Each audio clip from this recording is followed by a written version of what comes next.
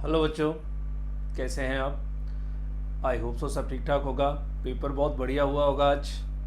सो बच्चे, आज हम रिव्यू करेंगे CA inter cost and management accounting का पेपर, जिसको प्यार से हम कॉस्ट अकाउंटिंग बोलते हैं, जो अभी अभी थोड़ी देर पहले ही हुआ है ना, मई 22 का।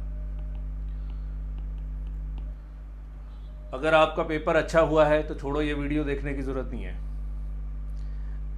अगर आप किसी आंसर को ढूंढ रहे हैं तब भी बेटर है ना देखो, क्योंकि टेंशन होगी, क्या फ़ायदा है। ठीक है ना।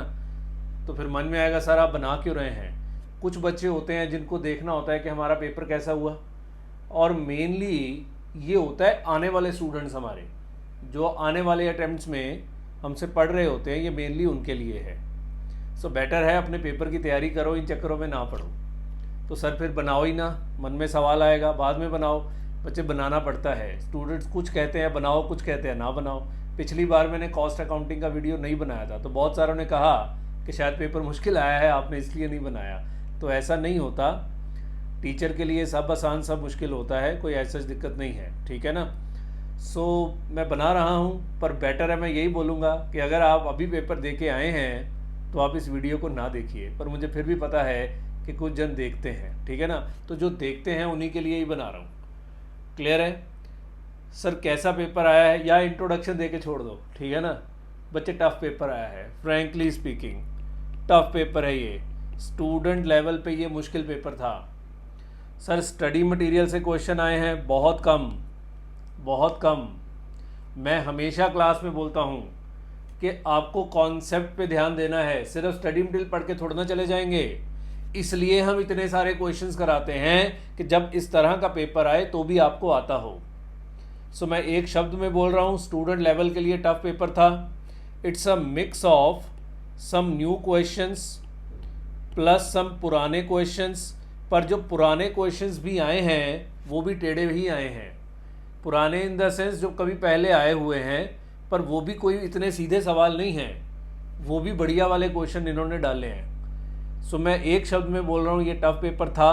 स्टूडेंट लेवल पे इसको करने में हो सकता है दिक्कत आई हो। स्टिल जिसने कर लिया है, जिसकी बहुत बढ़िया तैयारी होगी, वो तो इसको कर लेगा, जिसकी बहुत अच्छी तैयारी होगी। पर मोस्ट जो एवरेज स्टूडेंट्स हमारे जैसे मेरे जैसे होते हैं, I was an average student, ठीक है ना, तो हो सकता है उसको दिक्कत आई हो इसको करने में। सो मैं एक एक क्वेश्चन को एनालिसिस करूँगा। बहुत ज़्यादा आंसर्स नहीं डिस्कस कर पाऊँगा, मैं आंसर्स का वीडियो बाद में बना दूँगा, बट अभी मैं सिर्फ इसको रिव्यू करूँगा। सो ध्यान से सुनिएगा। आइए स्टार्ट करते हैं। So question number 1 EOQ material costing का क्वेश्चन है। इकोनॉमिक ऑर्डर क्वांटिटी का क्वेश्चन है। इजी सम है। इकोनॉमिक ऑर्डर क्वांटिटी में कोई मुश्किल सम होता ही नहीं। ठीक है ना। सो पढ़ लें एक बार। परचेज प्राइस दिया हुआ है 120 पर केजी, तो परचेज प्राइस दिया हुआ है। कंपनी की हैंडलिंग कॉस्ट 400, फ्रेट 350 पर ऑर्डर, तो आपकी ऑर्डरिंग कॉस्ट हो गई 750 पर ऑर्डर। कैरिंग कॉस्ट है 0.25 पर केजी पर मंथ, तो 0.25 इंटू 12 करना पड़ेगा क्योंकि आपको एनुअल निकालना है। In addition the cost of working capital finance is 15 per KG per annum plus 15, ये भी आपकी कैरिंग कॉस्ट है। ठीक है ना। एनुअल प्रोडक्शन है 60,000 यूनिट्स की, एंड 5 यूनिट्स और toys are obtained from 1 kg of material. यहाँ गड़बड़ है। एनुअल प्रोडक्शन हम हमेशा क्लास में बताते हैं कि EOQ रॉ मटेरियल का होता है, कभी फिनिश प्रोडक्ट का नहीं होता। वो कह रहा है 60,000 यूनिट बनाने हैं और 1 kg ऑफ रॉ मटेरियल से 5 टॉयज़ मिल जाएंगे, तो आपका annual requirement of raw material 12,000 है।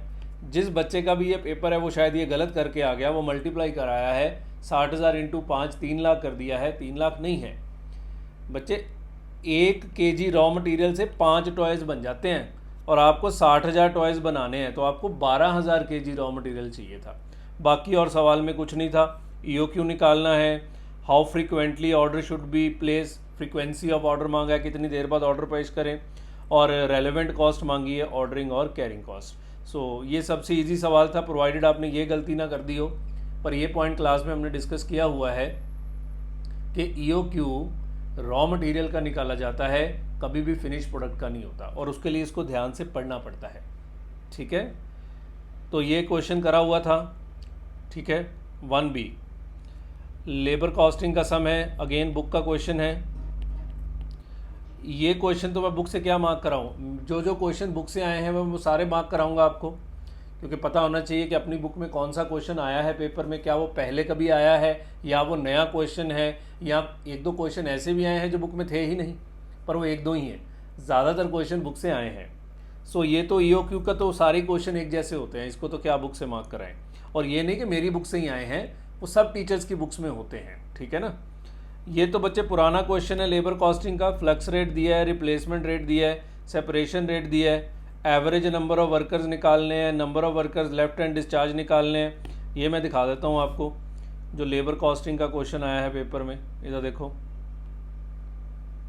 सो ये इजी क्वेश्चन था, जिन्होंने फ्लक्स वगैरह मेथड किए होते हैं, लेबर टर्नओवर के सारे मेथड यहाँ पे होना चाहिए। ये रहा लेबर टर्नओवर। सो ये पहले भी आया हुआ है क्वेश्चन पेपर में, पुराना सवाल है ये रहा। कहाँ गया, अरे कहाँ गया,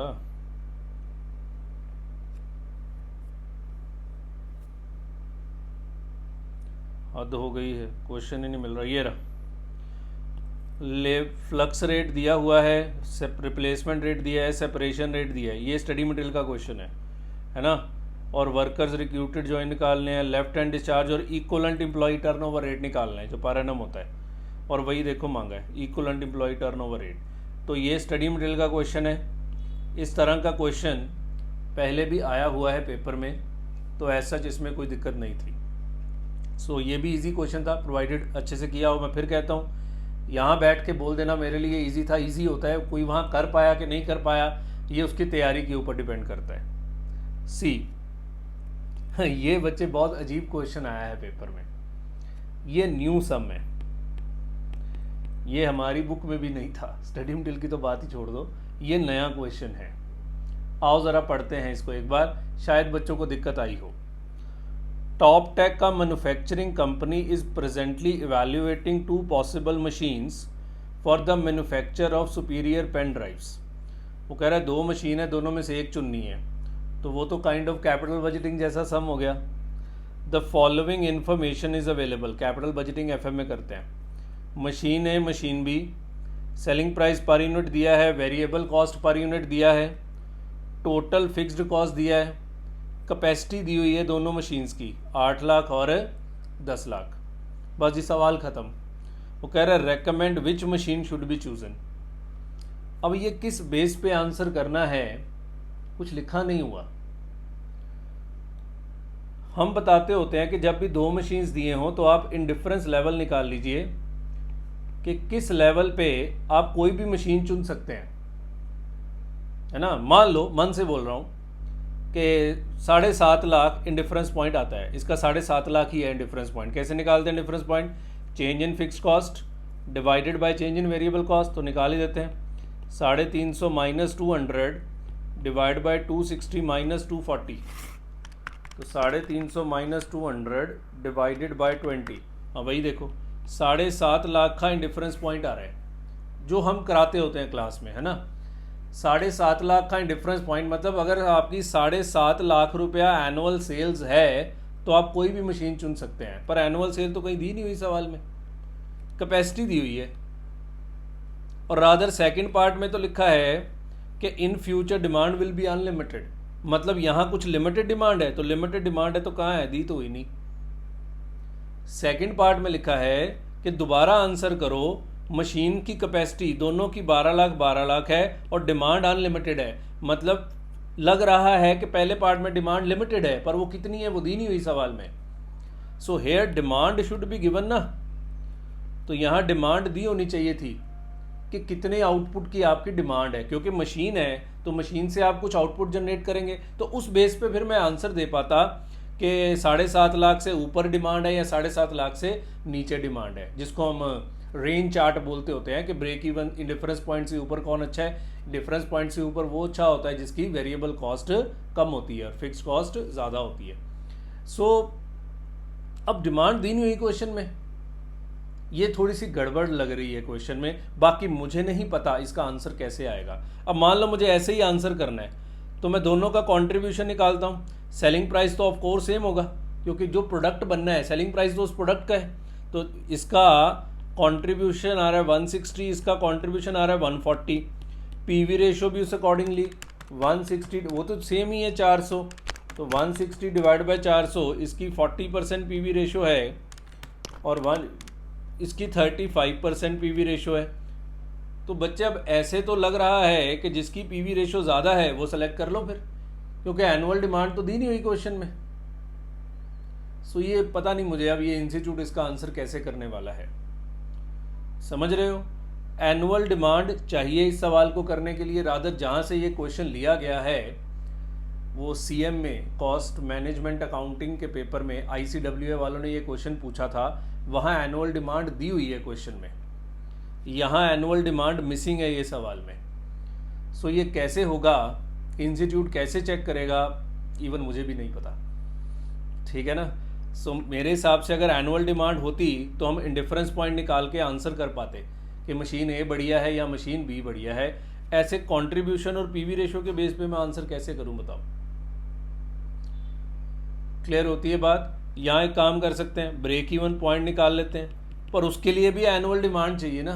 प्रॉब्लम तो वही है कि ब्रेक इवन पॉइंट से कंपैरिजन करने के लिए भी एनुअल डिमांड चाहिए और क्वेश्चन में एनुअल डिमांड मिसिंग है। रादर सेकंड में दिया हुआ है कि एनुअल डिमांड अनलिमिटेड है, तो फिर बताओ कौन मशीन बढ़िया है। फिर तो वो बढ़िया है जिसकी प्रॉफिटेबिलिटी ज़्यादा है।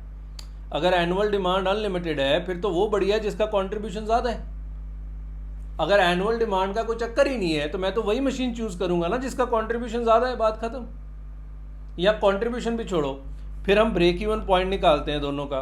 Fixed cost divide by contribution per unit, तो 350 डिवाइड बाय 160 2.1875 आ रहा है।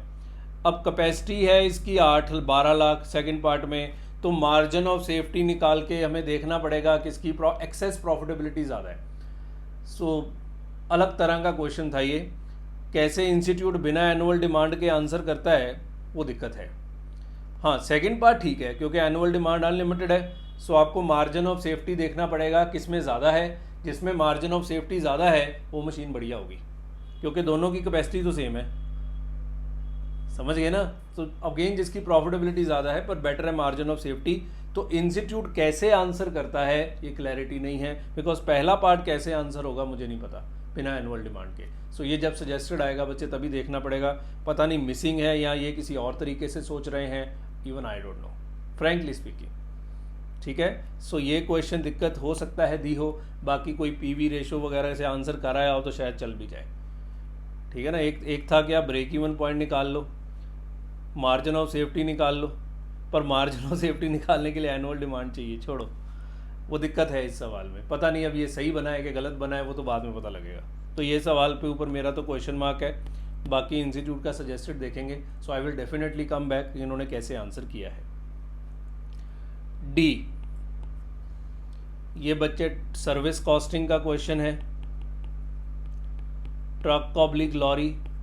अब ये एक अलग तरह का क्वेश्चन है, हमने क्लास में किया हुआ है, यस बुक का क्वेश्चन है, पर अलग तरह का क्वेश्चन है। मैं इसको हमेशा इंपॉर्टेंट मार्क कराता था, पर ये 5 नंबर का तो नहीं है, उससे ज़्यादा का सवाल है ये, 5 नंबर में दिया हुआ है।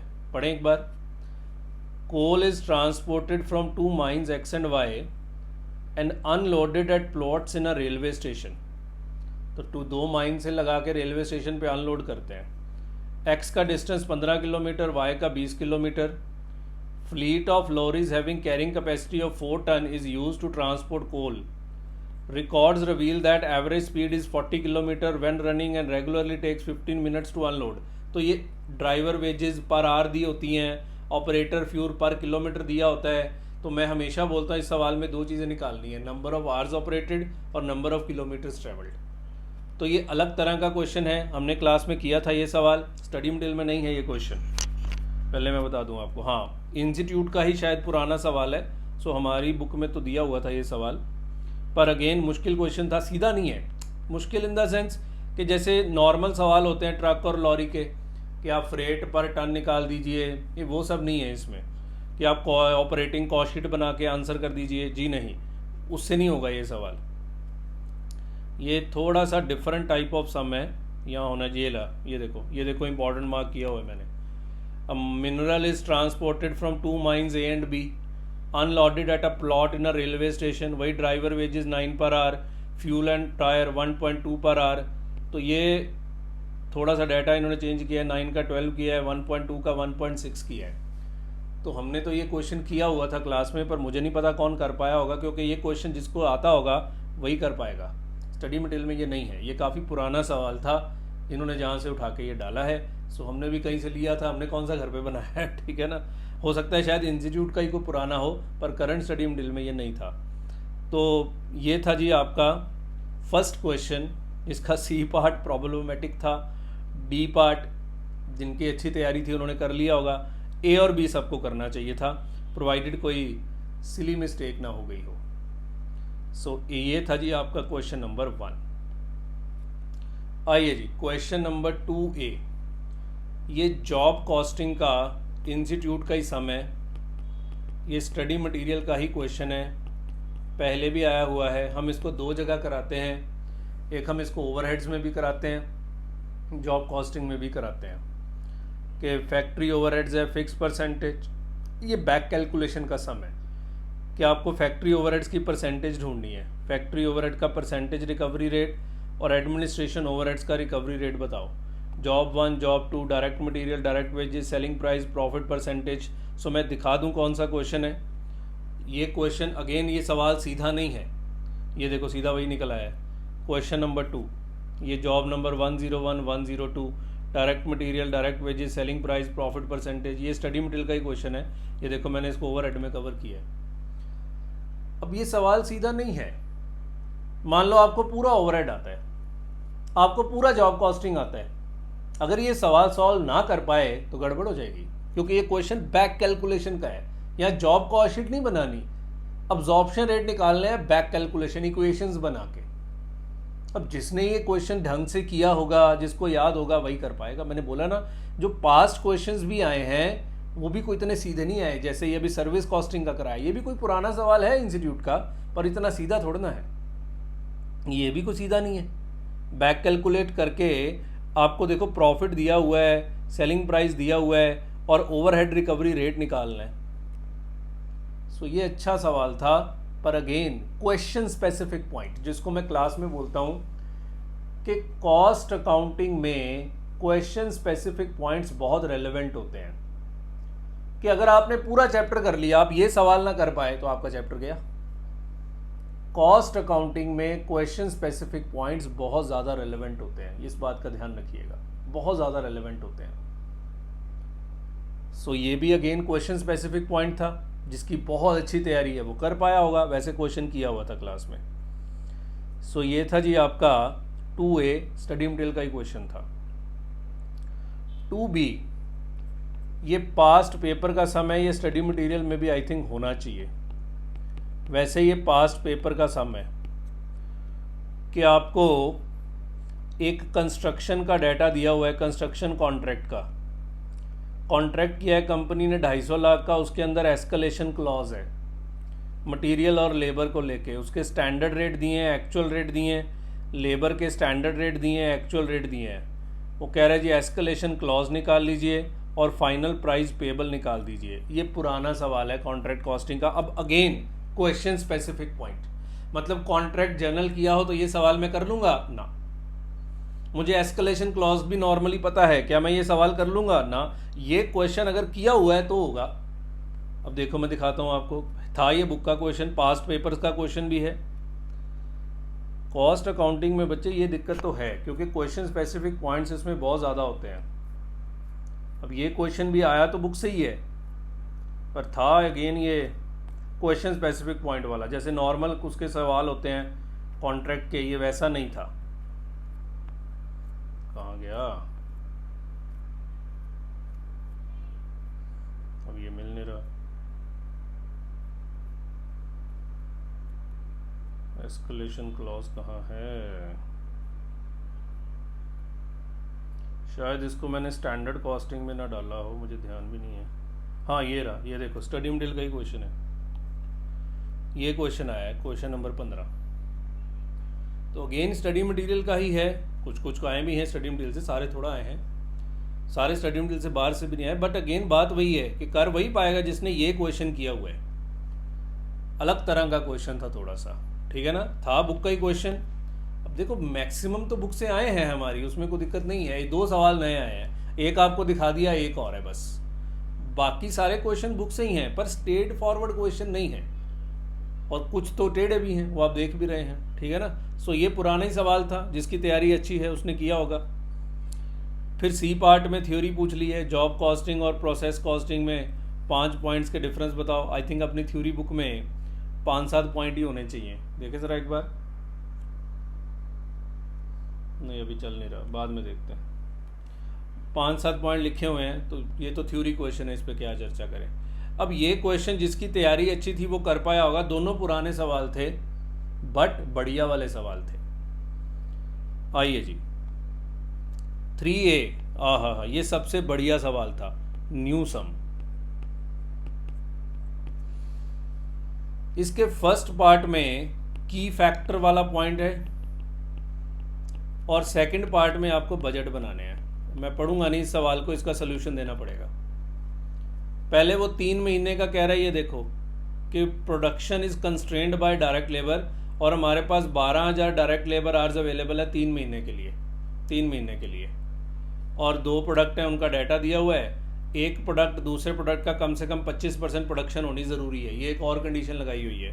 सो पहले पार्ट में ये करना है, फिर सेकंड पार्ट में आपसे बजट पूछे हुए हैं। ये देखो, ये सबसे अच्छा सवाल था, न्यू क्वेश्चन था, तो हो सकता है बड़े ने इसको चॉइस में छोड़ा हो, तो बिल्कुल ही न्यू सम है, मुश्किल नहीं था, सम नया था, और 2 अलग अलग कॉन्सेप्ट्स हैं।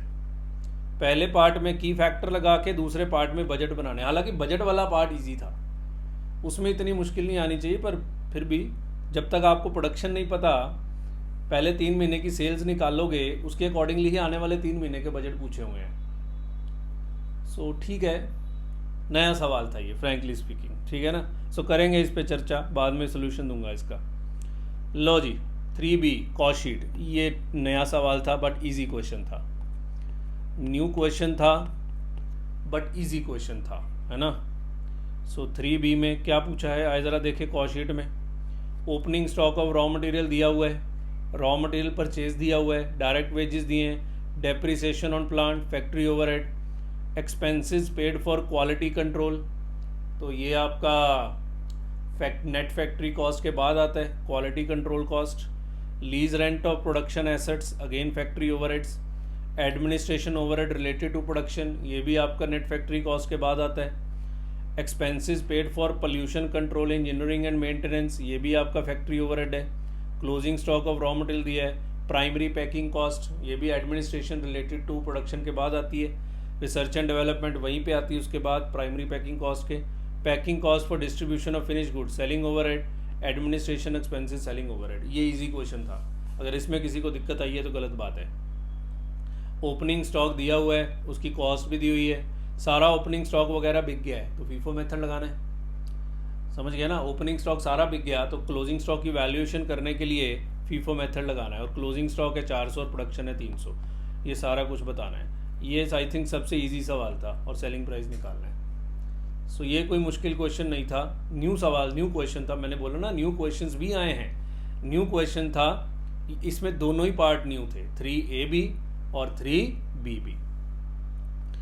तो इसका तो आंसर भी आपको मिल गया होगा जो जो थे, ठीक है ना। आइए जी 4A प्रोसेस कॉस्टिंग, और जानते हो ये वही क्वेश्चन है जिसको करके मैं पास हुआ था, ये मैंने नवंबर 06 में CA इंटर के एग्ज़ाम दिए थे और यही क्वेश्चन आया था, और आज भी वही सवाल आया। मैं क्लास में हमेशा जब भी ये क्वेश्चन कराता हूँ तो मैं हमेशा बोलता हूँ कि ये मेरे पेपर में आया था। मन में सवाल आएगा, सर आपने किया था, मैंने चॉइस में छोड़ दिया था, बहुत बड़ा सवाल है, बहुत बड़ा सवाल है। मेरे प्रोसेस कॉस्टिंग के चैप्टर का आखिरी क्वेश्चन है, इसमें इक्विवेलेंट प्रोडक्शन के भी कॉन्सेप्ट हैं, प्लस इसमें आपका जॉइंट प्रोडक्ट भी है, फर्दर प्रोसेसिंग के, जॉइंट प्रोडक्ट नहीं है, फर्दर प्रोसेसिंग का कॉन्सेप्ट है। सो इतना बड़ा सवाल मैं पढ़ूंगा नहीं, पर ये क्वेश्चन, ये वाला सवाल आया है पेपर में, मैं आपको दिखा दूं, एक बार यहाँ से पढ़ लेना कि नॉर्मल लॉस 10% ऑफ इनपुट है, रियलाइजेबल वैल्यू कोई नहीं है, any loss over and above is 100% complete in material and processing, मतलब नॉर्मल लॉस की वैल्यू दी, परसेंटेज दी है। 60,000 kg केमिकल प्रोसेस 1 से 2 में ट्रांसफ़र कर दिया केमिकल जी के बनाने के लिए, फर्दर प्रोसेस 2 में ऐड किया गया which yield 1.2 kg for every kg। ये मेरे प्रोसेस कॉस्टिंग के चैप्टर का आखिरी क्वेश्चन है, और ये मैं बड़े मन से ये सवाल कराता हूँ क्योंकि मेरे पेपर का क्वेश्चन है ये, पर मैंने हमेशा बोलता हूँ ये मैंने छोड़ दिया था पेपर में क्योंकि बहुत बड़ा था। अब मुझे नहीं पता आप ये क्या करके आए। ये वाला क्वेश्चन है, ये वाला क्वेश्चन है, ये सवाल आया, ये देखो मटेरियल कॉस्टिंग, प्रोसेसिंग कॉस्ट, ये देखो मटेरियल कॉस्ट, प्रोसेसिंग कॉस्ट, बहुत बड़ा क्वेश्चन है ये। और मेरे पेपर में ये जहाँ तक मुझे याद है शायद 10 नंबर का ही था, और यहाँ भी 10 नंबर का ही है, तो जाके चेक कर लेना। नवंबर 06 का एग्ज़ाम सेम क्वेश्चन आया है, बहुत बढ़िया सवाल है। इजी सवाल है? नहीं, इतना इजी नहीं है, बहुत बढ़िया सवाल है ये। इक्विवेलेंट प्रोडक्शन का कॉन्सेप्ट प्लस फर्दर प्रोसेसिंग का कॉन्सेप्ट। हाँ, अगर आपकी तैयारी अच्छी है, आपने ये वाला क्वेश्चन क्लास में किया हुआ था, इसको फर्दर अच्छे से आपने किया, हमारी बुक का आखिरी क्वेश्चन उसका प्रोसेस कॉस्टिंग का, ये देखो लिखा भी हुआ है नवंबर 06। तो ये पर क्वेश्चन बहुत बड़ा था ये बच्चे। मैंने बोला ना जो पुराने भी आए हैं ना वो भी बहुत बढ़िया क्वेश्चन आए हैं, इतने सीधे सवाल नहीं आए हैं, इस बात को समझिए। क्लियर है? तो ठीक है, ये तो पुराना ही क्वेश्चन था। आगे बढ़ते हैं। वो कह रहा है जी प्रोसेस अकाउंट नहीं बनाने, प्रोसेस अकाउंट इसमें बनते भी नहीं है। ये कौन सा है अब? 4A, तो ये 4B है। अच्छा 4A प्रोसेस है, ठीक है। 4B बच्चे very easy question on marginal costing, और मार्जिनल में इस तरीके के काफ़ी सम किए होते हैं क्लास में कि आपने 1 अक्टूबर से मैन्युफैक्चरिंग स्टार्ट करी है, सेलिंग प्राइस 450 है, पहले क्वार्टर में आपने 12,000 यूनिट बनाए और लॉस किया है, दूसरे क्वार्टर में आपने 30,000 यूनिट बनाए और प्रॉफिट किया है। So change in profit divided by change in output, variable cost per unit निकालनी है, टोटल फिक्स कॉस्ट बताओ पर क्वार्टर, ब्रेक इवन सेल्स बताओ और प्रॉफिट बताओ अगर सेल्स वॉल्यूम नेक्स्ट टारगेट में रीच हो जाए। तो इस तरह के क्वेश्चंस मार्जिनल में किए हुए हैं। अब ढूंढने का कोई फ़ायदा नहीं है ना, क्योंकि ये 2 पीरियड वाले, पीरियड 1 पीरियड 2, इस तरह के काफ़ी क्वेश्चंस किए हुए हैं क्लास में। फिर भी मैं आपको दिखा ही देता हूँ, कहीं को होता नहीं दिखाओ कि हमने क्लास में किया हुआ था कि नहीं किया हुआ था।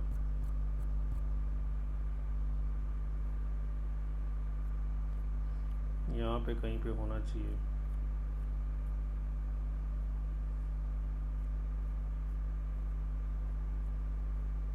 ये देखो, ये 2 पीरियड वाले सम, ये भी देखो क्वार्टर 1 क्वार्टर 2, तो यही है। एक ऐसा भी था, लॉस वाला भी था, जैसे इसमें लॉस था ना वैसे एक लॉस वाला ये रहा। सेल है 15 लाख की, पहले प्रॉफिट है पहले हाफ ईयर में, सेकंड हाफ में लॉस है, और ये सब चीज़ें मांगी हैं। तो ये इस तरह के क्वेश्चंस किए हुए हैं, स्टडी मटेरियल में भी हैं ये सवाल।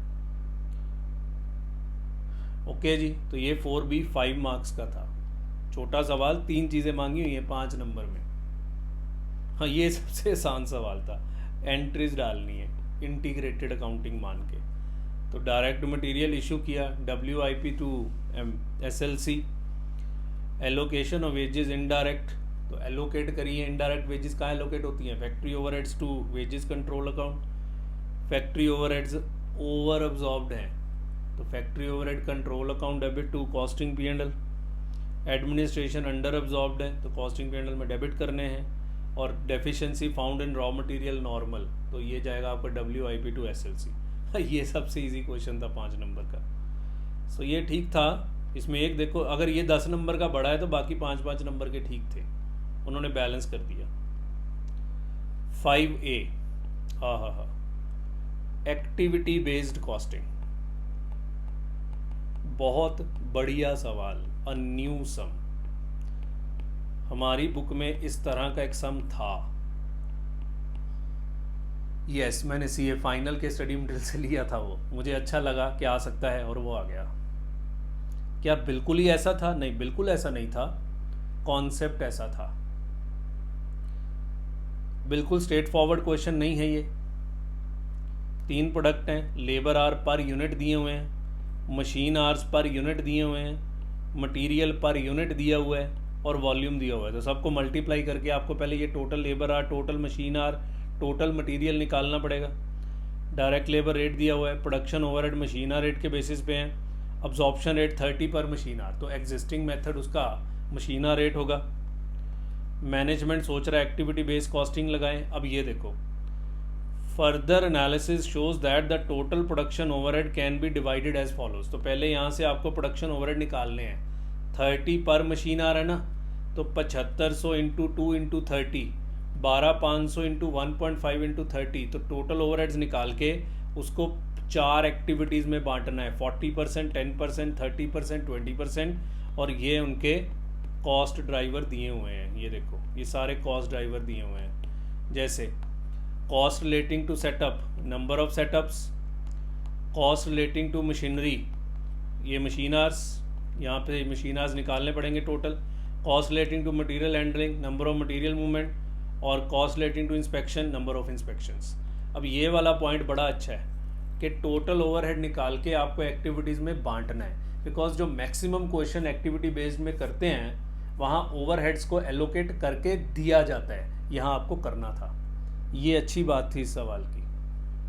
अब अगेन ये सवाल अच्छा था, तो मैं दिखाऊं कौन सा क्वेश्चन था, शायद मैंने निकाला ही होगा, नहीं है, क्योंकि मैं भी देख रहा था कि हमारी बुक में, मुझे भी लगा था शायद नहीं है, पर था हमारी बुक में इस तरह का क्वेश्चन था। सो मैक्सिमम क्वेश्चन अभी तक 2 ही सवाल ऐसे आए हैं जो नए हैं, जो बुक से नहीं आए। बाकी तो बच्चे बुक से ही आए हैं, पर बात तो वही ना, कर कौन पाएगा वहाँ पे इतने सारे क्वेश्चंस, और लंबा भी है पेपर। ये देखो, 20%, 30%, 40%, 10%, ये थोड़ा ज़्यादा मुश्किल था, बिकॉज इसमें जो ये कॉस्ट ड्राइवर दिए थे ना, ये भी पर बैच, तो इसको नंबर ऑफ बैचेस से मल्टीप्लाई करके, वहाँ ऐसा नहीं था। तो यहाँ भी वैसे, ये देखो, machine hour per unit, direct labour hour per unit, direct material per unit production, काफ़ी हद तक यही क्वेश्चन था। ये क्वेश्चन ये देखो इंपॉर्टेंट भी मार्क किया हुआ है, क्योंकि जिसमें अलग पॉइंट होगा हम क्लास में इंपॉर्टेंट मार्क करेंगे। बट अगेन सवाल टेढ़ा था, बिल्कुल सीधा नहीं था।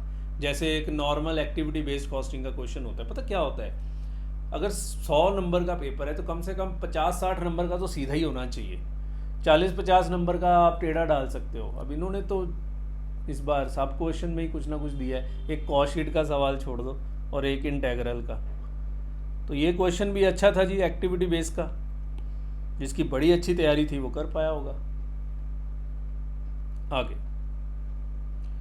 अब ये देखो, standard costing, again question specific point, labour variance निकालने हैं, cost variance, rate variance, efficiency, idle time.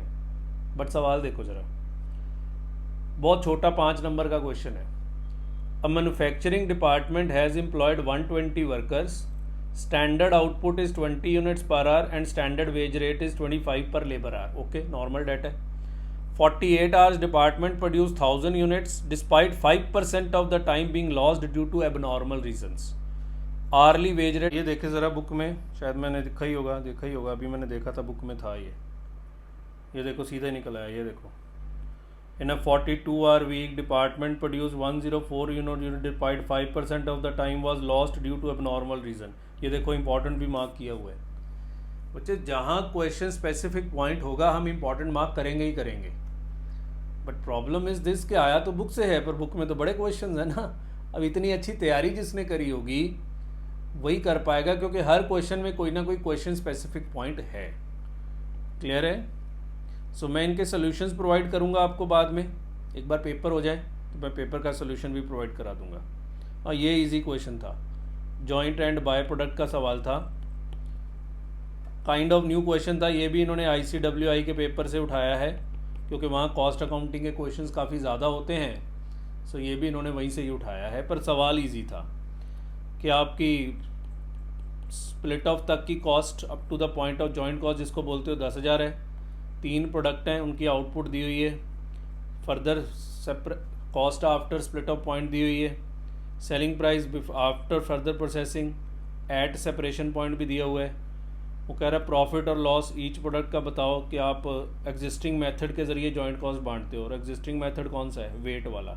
ये इजी क्वेश्चन था, सवाल नया था बट इजी क्वेश्चन था, ये आराम से करने लायक सवाल था, बट सारे ऐसे नहीं थे।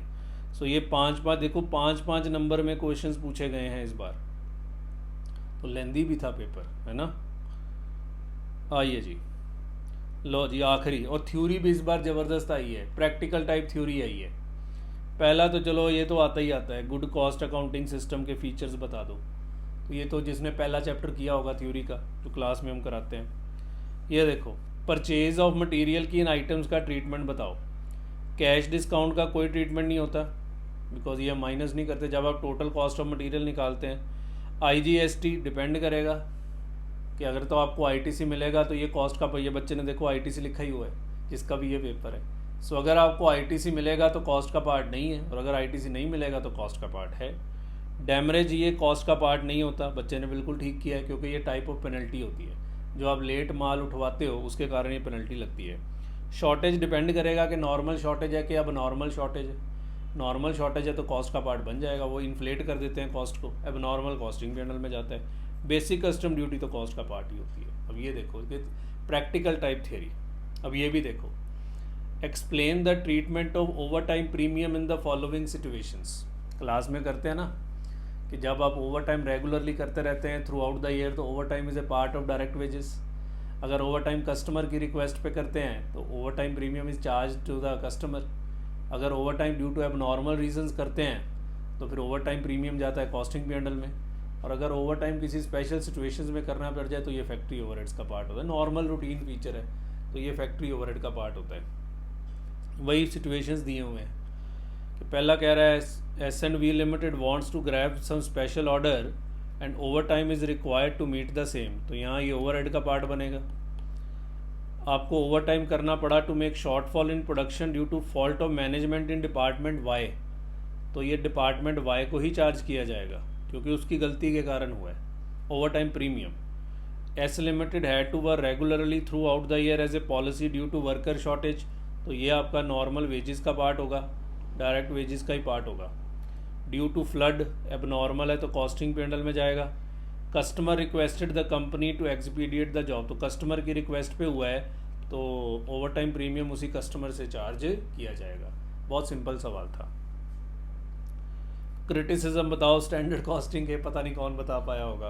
अब ये देखो, identify the method of costing from the following statement. Theory में भी प्रैक्टिकल क्वेश्चंस पूछे हैं। Cost are directly charge to group of products, batch costing.